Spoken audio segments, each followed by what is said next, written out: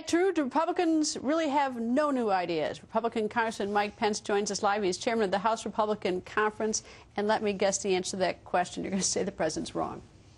Yeah, I think the president is flat wrong. I don't think this is a choice between the failed policies of the past and the failed policies of the present.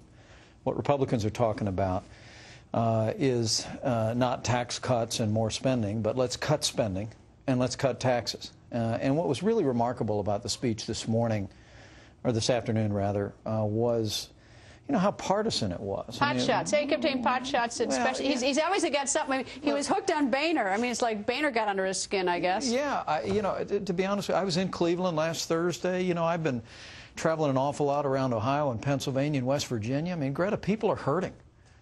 This was billed as an outline of the president's new strategy to get this economy moving again.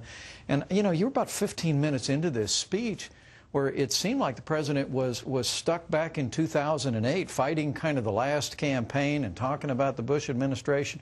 Look, what John Boehner did this morning on national television was extend a hand to this administration and say, if you will join us in reducing spending back just to 2008 levels, House Republicans will agree to a 2-year extension on all the current tax relief. We'll get that done. We'll create some certainty in the economy. But the extended hand by John Boehner was really met with the backhand by the President of the United States. And I have to think that was a disappointment to millions of Americans that were hoping to see some effort this fall to see the parties come together, get past all the partisan strife, and do something that will encourage capital formation and create jobs. You know, I think that, I mean, the American people are hurting. I agree. I travel an awful lot in this country. And the thing that always gets me, and I sound like a broken record every night, but driving up and down main streets and I see all these for lease signs at these stores.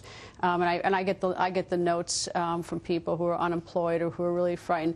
But the thing that bothers me is the partisanship. And the thing that, I hear President Obama say that the Republicans have no ideas. And the first thing I think of is Congressman Paul Ryan, who's, I don't know if his idea is a good one or not, but he certainly has an idea. And so when I hear something like that, I know nobody's talking. You know, everybody needs to sit down and talk. You know, President Obama needs to talk to Congressman Paul Ryan or Congressman Boehner or whatever. Look, we've got lots of great ideas and great thinkers out there. Well, maybe they're not anything, but at least you ought to talk. Look, Paul Ryan's one of them. House Republicans, in the last year and a half, Greta, House Republicans, we had a stimulus bill that would have cost half as much and created twice as many jobs.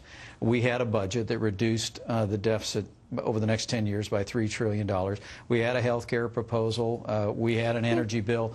The president, when he came to our retreat, you remember that retreat up in Baltimore, we handed the president a booklet that included all of the Republican solutions, including to get this economy moving again. And he finally held it up and admitted there that Republicans do have solutions.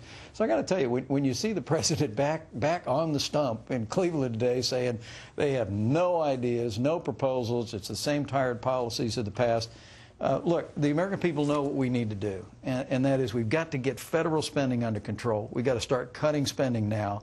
And at the minimum, we've got to make sure that no American sees a tax increase on January 1, 2011.